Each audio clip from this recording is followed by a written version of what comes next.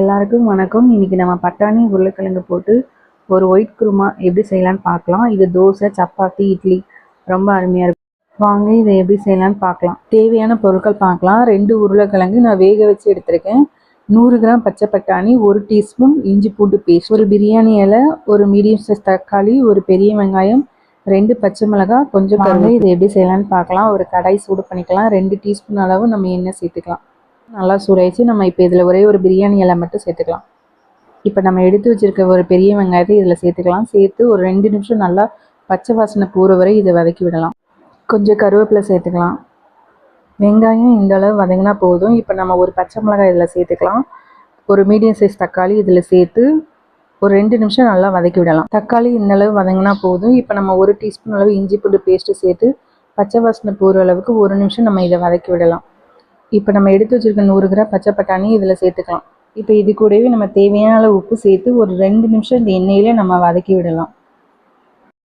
பாருங்கள், எண்ணெயிலே நல்லா வதங்கி வந்திருக்கு. இப்போ நம்ம ஒரு 1/2 டம்ளர் அளவு தண்ணி சேர்த்து கலந்து விட்டுக்கலாம். கலந்து விட்டு மூடி போட்டு ஒரு 5 நிமிஷம் நம்ம அப்படியே இதை குக் பண்ண விடலாம். இப்போ நம்ம இதை ஓப்பன் பண்ணி பார்க்கலாம். பாருங்கள், பட்டாணி நல்லா வெந்து வந்திருக்கு.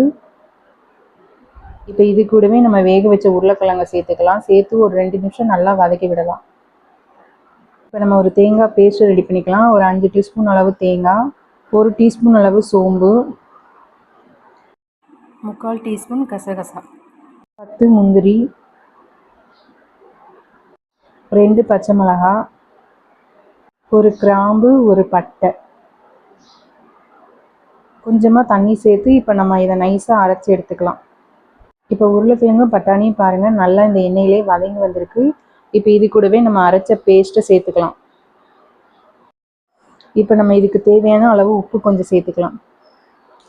இப்போ இது கூடவே நம்ம ஒரு 1/2 டம்ளர் அளவு தண்ணி சேர்த்துக்கலாம். சேர்த்து இப்போ நம்ம இதை நல்லா கலந்து விட்டு ஒரு மூடி போட்டு ஒரு 3 நிமிஷம் மட்டும் இதை நம்ம கொதிக்க விடலாம். இப்போ நம்ம இதை ஓப்பன் பண்ணி பார்க்கலாம். பாருங்கள், ஒரு அருமையான ஒயிட் குருமா ரெடி ஆயிடுச்சு. இப்போ இதில் கொஞ்சமாக மல்லி இலை தலை தூவிக்கலாம். பாருங்கள், பார்க்கவே ரொம்ப கலர்ஃபுல்லாக இருக்குது. ஒரு சுவையான ஒயிட் குருமா ரெடி ஆயிடுச்சு. கண்டிப்பாக நீங்களும் உங்கள் வீட்டில் ட்ரை பண்ணி பாருங்கள். உங்களுக்கு இந்த வீடியோ பிடிச்சிருந்தா லைக் பண்ணுங்கள், ஷேர் பண்ணுங்கள், கமெண்ட் பண்ணுங்கள். நன்றி, வணக்கம்.